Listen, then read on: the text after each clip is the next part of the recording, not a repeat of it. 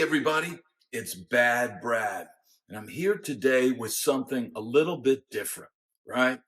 Now, normally on my channel, we talk about music, the music business, or being a guitar player, or, getting old and all that life kind of stuff. But man, I thought about doing this, and look, this is not an expert cooking class. I could obviously cook food, and I cook a lot. It's a way to save money, but I thought about some of the first things that I made to eat. And I remember going to school and being on a very limited budget. Now, this was way back in probably like 1987. Things were a hell of a lot cheaper then, but I can remember like maybe having 20 bucks to eat for a week. That would be my, budget for the grocery store, right? And, how do you survive on that? How do you survive on 20 bucks a week? Now, you could take that same 20 bucks today and let's say that's all you had, man. Being a musician oftentimes means that sometimes you don't make as much money as you'd hoped on the gig. And it can be very unstable. It's the same as if you're doing a startup, or you're getting new at a job, or you're going to school, or man, you just find yourself with financial hardship. This is something that you're going to have to get through in life. I think we all go through it. And so this is a meal. This is what I would cook when I was going to school and I had very little money. All right. Now, a lot of people have experience with this and already know, how to prepare this. And, I've heard some people, in the comments, oh, I don't know how to cook and all this. It's so simple to cook this. Anybody can cook this. And if you're poor and you don't have a lot of money, this is a cheap meal. I can't say that it's going to be the best meal that you've ever had. It won't be. And look, and I'll talk about, as I make this, some things you can add. But here's the deal. If you're really broke, this might be all you have. If you're really broke, you're not going to be able to reach into the cabinet and grab some spices. You're not going to be able to have, you might not even have a thing of hot sauce. You're certainly not going to have, any boutique seasoning items. Well, so today, this is a meal that I used to prepare back in the day. And I was a starving guitar player going to school, right?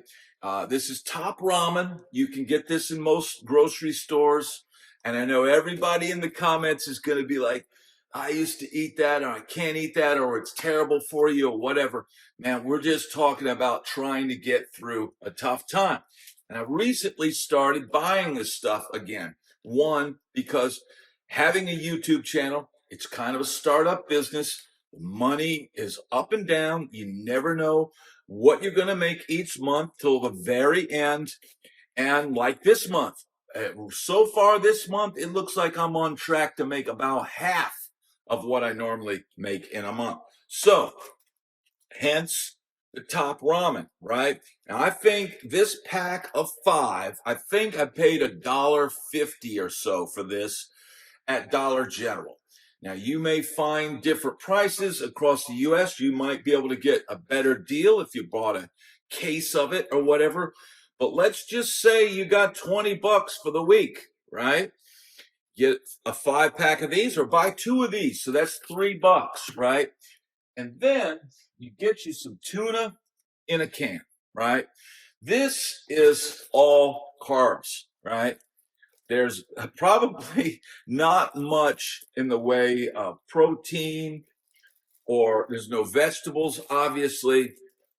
And look, if you happen to have a half of an onion, or you happen to have a few pieces of spinach, or you happen to have, maybe your night before you had some leftover chicken nuggets or something in the fridge. This is something that you can add to that and make it a more filling meal. right? So you get 5 of these in a pack, right? And here's the pack, right? It's, like I said, this is not the best, most healthiest thing that you can eat. But if you're starving, man, this can get you through a tough time. And what I do is I will add this tuna, but after the fact. So the first step, you got yourself a pot, right? You want to have it clean, right? Clean this one. It's clean. We're going to put a little bit of water in it, right? So just a little bit of water. I don't put too much. I don't make it like a soup, but if you wanted to make it last longer, you could. But you see, I've just got maybe about that much water filling the whole pan. Then you're going to put it on your burner, right? You can turn it up to high. Now, if you put too much water in that and you turn it on boil, that water could boil over and it could cause a mess all over your stove. We don't want that, right? So you could use a little more water, probably no less than what I have in there. But then you open up the pack, right? And you've got the noodles in here, right? So you open up the noodles, boom, drop those in, stove's on. There's some leftover fragments in there. There's also the seasoning pack. So you dump the leftover fragments in there. You've got the top ramen in the water. The burner's kicking in, right? It's cranking up. Now, this is a very quick thing to make. It's very easy to make. You've got this seasoning packet. Now, I don't know what's in the seasoning packet. I'm not sure that I want to know what's in that seasoning packet right here. But this is chicken flavor, right? And here's the thing. If you want to cut down on the sodium intake and some of the maybe less desirable things, you don't have to use this whole pack. And what I would normally do, what I used to do back in the day, is I would pour this in, right? And I have it in the water, but then I would pour most of the water out. So basically, I'm just got noodles, and that gets rid of some of this salt, right? Because this is very, very salty. It adds flavor.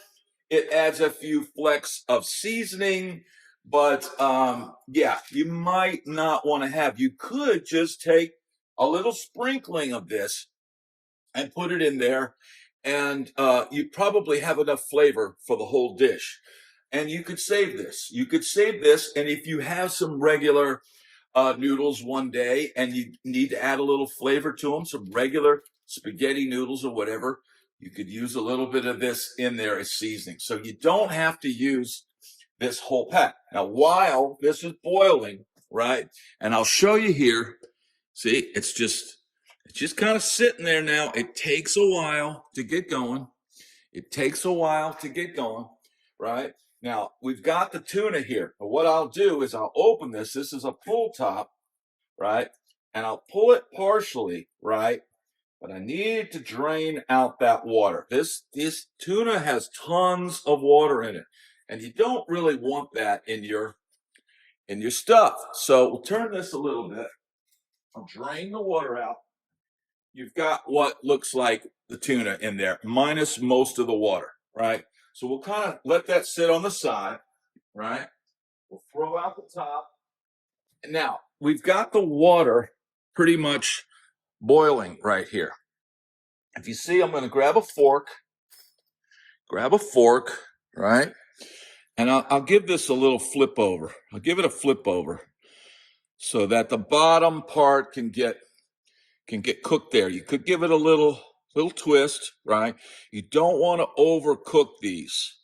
They really cook quickly because essentially they're already cooked and they've been like the moisture has been pulled out of them. So the water's going really good right now.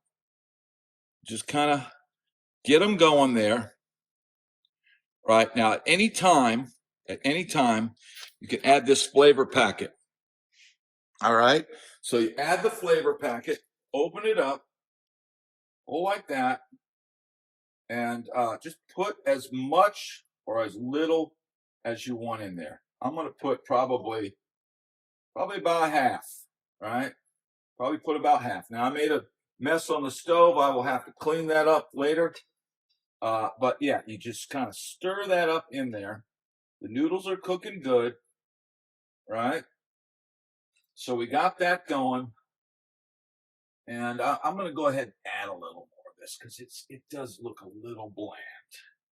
But you don't have to add all of it, right? And I am going to drain out some of this water once the noodles are done. Now, if you look here, these noodles are pretty much done. It's pretty much completely cooked right there and ready to go. You can maybe let it sit for a second or two, maybe about a half a minute more. And this stuff is ready to go. All right. See that? It's going good. You could turn off the stove. It'll still be boiling for a while. Now, you have to be very careful. You have to be very careful with boiling water. It's very hot. And, what I like to do is I'll take it over here. We'll just turn this a little bit, and I'll kind of drain some of the water out. So I'll just take the fork, and we'll turn this here so you can see. I'll take the fork, and you kind of hold the noodles back like that. Drain some of that water out, right? So it's not like soup. Now, if you wanted to, you could keep that water in there, and you could keep that water in there if you wanted to, and eat it more like a soup. But I like it more like a pasta kind of dish. Now I'm going to empty the tuna fish in there, kind of let it go ahead and cook a little bit with the stove off. All right, we'll get every little bit out. Right now, this is not the most appetizing meal you're ever going to see, and this is for hard times, man. This is a meal for hard times, and you could probably with this whole can of tuna in there, probably split this up with your roommate if they were hurting. So you just give it a few stirs. Now, if you had anything else, if you had anything else to add, if you had a chopped up onion or some spinach or anything like that, you would put that in with it at the start of right when it's boiling. You could also do this. You could also take a crack an egg in the water with the noodles, right at the start, and that egg will cook in there, and that'll give it protein. And in fact, that's probably more traditional than adding this. But look, here we have, man. This is a poor musician special. It's tuna with a little bit of it's ramen noodles with tuna, right? And this is what I used to eat in Hollywood in the little crappy apartment before I joined the Sunset Strip band, and I was going to school at GIT, and I was on a very tight budget. I was a student, starving student. This is what we would eat, man. This is what I would eat. So here's the deal, man. You cook it in this house, you got to eat it, right? We don't believe in wasting food. So this is the first time I've had this, probably, maybe even since Hollywood. I might have made this over the years a few times, but we'll give it a taste. See what we got. First of all, you want to blow on the noodles, right? Now, I used to live in this really crappy apartment with bass player John Billings, who plays with the Monkees now, right? And he worked in a photo lab down the street. I was going to school at GIT. This is what I would make for lunch each day, and I would usually skip breakfast. So this would be the first meal of the day.